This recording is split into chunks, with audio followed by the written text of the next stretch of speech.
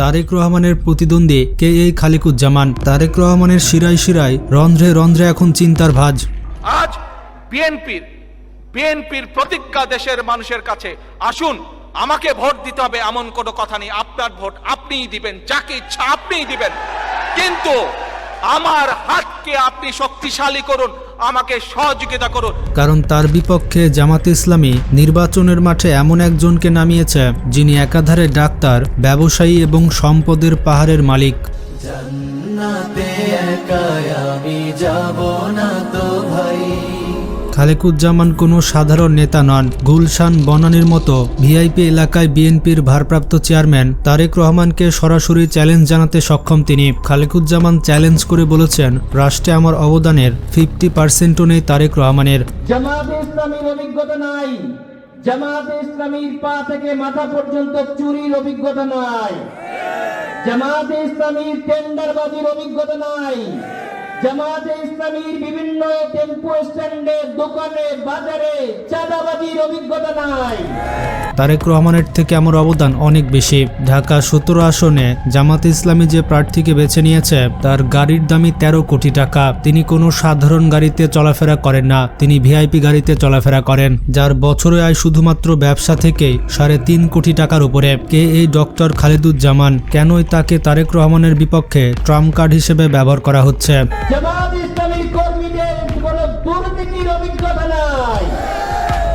জামাত ইসলামীর কি অভিজ্ঞতা আছে সেটা 3 মাসের ভিতরে ঢাকা ইউনিভার্সিটিতে আমরা ছাত্ররা দেখিয়েছে, আমাদের সন্তানরা দেখিয়েছে, যেখানে 100 বছরেও যে পরিবর্তন পারে নাই।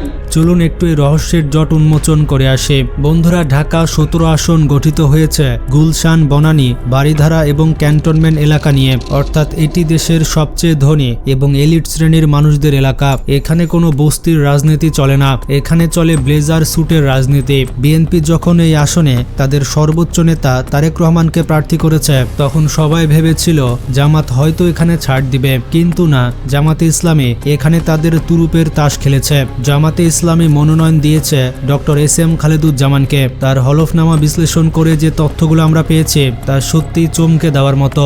ডক্টর খালেদুজ্জামান পেশায় একজন চিকিৎসক হলেও তার মূল পেশা কিন্তু একজন সফল ব্যবসায়ী। তার হলফনামা বলছে শুধুমাত্র ব্যবসা থেকেই তার বাৎসরিক আয় 3,52,00,000 টাকা। একজন রাজনীতিবিদের বছরে 3.5 কোটি টাকা আয়, তাও আবার কোনো কালো টাকা নয়, এগুলো সাদা টাকা। এটা কিন্তু চারটেখানি কথা নয়। ব্যবসার বাইরেও শেয়ার বাজার, সঞ্চয়পত্র এবং ব্যাংক আমানত থেকে তিনি বছরে প্রায় 12 লাখ টাকা আয় করে থাকেন, এমনটা বিভিন্ন তথ্যসূত্র বলছে।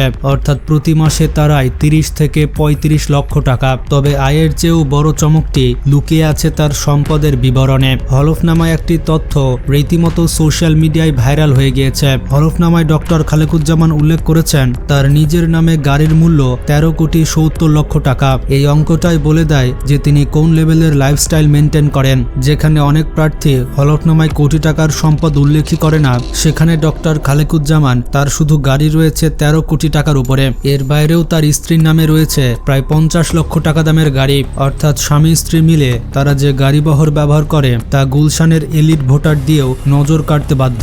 তারা এখানে ছেঁচড়া রাজনীতি নয়, বরঞ্চ কোট ব্লেজারের রাজনীতি করতে এসেছেন। কোশ্চেন করেছেন যে জনাব তারেক রহমান 17 আসনের ক্যান্ডিডেট হয়েছে, সেজন্য কোনো চ্যালেঞ্জ ফিল করছি কিনা। আমি পার্সোনালি ডক্টর এস.এম. খালেদুজ্জামান, আমি এদেশের একজন নাগরিক, আমি এদেশের ট্যাক্স দিই। আমার দেখা মতে সেখানে যে ট্যাক্স আমি যেটা দিয়েছি সে অন্তত 100 বেশি দিয়েছি। কিন্তু আনফর্চুনেটলি এদেশের সরকার এবং প্রশাসন আমরা খুব অবাক দৃষ্টিতে দেখছি যে একজন নাগরিকের জন্য কি করছেন। যে সেনাবাহিনী, যে পুলিশ তাকে দড়ি দিয়ে টাঙ্গিয়ে বিদেশে পাঠিয়ে দিয়েছে, অথচ এমন ভাবে তারা আবার দেশে আসার পরে তৈল দিচ্ছে, যেটা আমাদের জন্য লজ্জাস্কর, লজ্জাস্কর, লজ্জাস্কর। টাকা শুধুমাত্র তাদের গাড়িতেই নেই, ব্যাংকে রয়েছে। ডক্টর খালেকুজ্জামানের হাতে নগদ অর্থ আছে 68 লাখ টাকার বেশি, ব্যাংকে জমা আছে 33 লক্ষ টাকা, আর সঞ্চয়পত্রে বিনিয়োগ রয়েছে 1,36,00,000 টাকা। শেয়ার বাজারেও তিনি একজন বড় খেলোয়াড়। তার নিজের নামে 2,25,00,000 টাকা এবং তার স্ত্রীর নামে 90 লাখ টাকার বন্ড এবং শেয়ার রয়েছে। বাদ গেল সোনা, সেটা কিছুটাও কিন্তু কম নেই। খালেকুজ্জামানের কাছে রয়েছে 20 ভরি স্বর্ণ এবং তার স্ত্রী রয়েছে 40 ভরি স্বর্ণ। সব মিলিয়ে তার কাছে রয়েছে 60 ভরি স্বর্ণালঙ্কার। সম্পদের হিসাবেও কিন্তু তিনি পিছিয়ে নেই। যেমন খুলনার পাইকগাছায় তার নামে আছে প্রায় 129% কৃষি জমি, তবে আসল সম্পদ রয়েছে ঢাকায়। রাজধানীতে তার নিজের নামে 2 কোটি 6 লাখ টাকার এবং তার স্ত্রীর নামে 1 কোটি টাকার ফ্ল্যাট বা অ্যাপার্টমেন্ট রয়েছে। যদিও গুলশানের মার্কেট ভ্যালু অনুযায়ী এই দাম আরো অনেক বেশি হওয়ার কথা, কিন্তু হলফনামায় দেখানো সরকারি মূল্যই বা কম কিসের? এখন প্রশ্নটি হচ্ছে, জামাত কেন এই আসনে একজন ডাক্তার ও ব্যবসায়ীকে এইরকম হাই প্রোফাইল আসনে বেছে নিল? এর পেছনে কি শুধু টাকার গরম নাকি কোনো রাজনৈতিক কৌশল আছে? তারেক রহমানের মতো পপুলার নেতার বিরুদ্ধে কি শুধু টাকা দিয়েই লড়াই সম্ভব? আজকে প্রমাণ হয়েছে যে বিএনপির সকল ক্ষমতার উৎস যেমন জনগণ, রাজনৈতিক সকল ক্ষমতার উৎস যেমন জনগণ, একইভাবে এই নিশিরাতের সকল ক্ষমতার উৎস হচ্ছে আজ আয়না ঘর। এবং সবথেকে বড় প্রশ্ন, ডাক্তার খালেকুজ্জামানের এই বিশাল বৃত্ত ভৈবব এগুলো কি ভোটারদের আকৃষ্ট করবে? এটি বুঝতে হলে আমাদের প্রথমে এটা বুঝতে হবে ঢাকা 17 আসনটির চরিত্র বা ডেমোগ্রাফি। বন্ধুরা, গুলশান, বানানী, বারিধারা এই এলাকাগুলো বাংলাদেশের পাওয়ার করিডর। এখানে যারা ভোটার তারা সাধারণ খেটে খাওয়া মানুষ নয়। এখানে বসবাস করে দেশের শীর্ষ ব্যবসায়ীরা, কূটনৈতিক আমলারা এবং এলিট সোসাইটির প্রতিনিধিরা। এই শ্রেণীর ভোটারদের কাছে পৌঁছাতে হলে এমন একজন প্রার্থীর প্রয়োজন যে প্রার্থীর সামাজিক মর্যাদা এবং আর্থিক সক্ষমতা তাদের লেভেলের সাথে ম্যাচ করে। জামাত খুবই স্মার্টলি এই জায়গাটাকে টার্গেট করেছে। তারা ডাক্তার এসএম খালেদুজ্জামানকে বেছে নিয়েছে কারণ তিনি একাধারে একজন চিকিৎসক এবং একজন সফল ব্যবসায়ী। তার প্রফেশনাল আইডেন্টিটি গুলশানের ভোটারদের কাছে তাকে রিলেটেবল বা গ্রহণযোগ্য করে তুলেছে।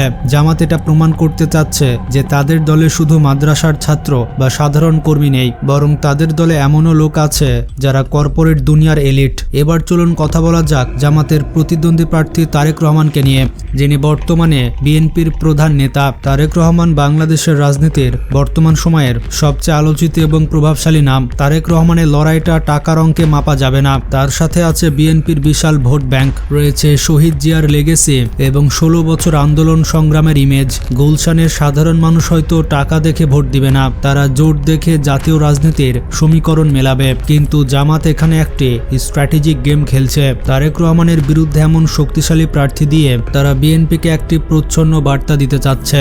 জামাতের মেসেজটি হচ্ছে তারা এখন আর আগের মতো দুর্বল নেই, তারা বিএনপির শীর্ষ নেতাদের আসনেও চ্যালেঞ্জ জানাতে সক্ষম। এটি আসলে ভোটের লড়াইয়ের চেয়েও বেশি শক্তি প্রদর্শনী। বিশেষজ্ঞরা বলছেন ডক্টর খালেকুজ্জামান শুধু জয়ের জন্য লড়ছেন না, তিনি লড়াই করছেন জামাতের ব্র্যান্ডিং পরিবর্তনের জন্য। তার এই বিশাল সম্পদের হলফনামা প্রকাশ করার মাধ্যমে জামাতে ইসলামী এটা জানান দিল যে অর্থনৈতিকভাবে তারা এখন দেশের যে কোনো বড় দলের সাথেই টেক্কা দেওয়ার সক্ষমতা রাখে। বন্ধুরা, আপনারা বুঝতেই পারছেন গুলশান বনানীর ভোট যুদ্ধ এবার এক ত্রিমাত্রিক রূপ নিতে যাচ্ছে।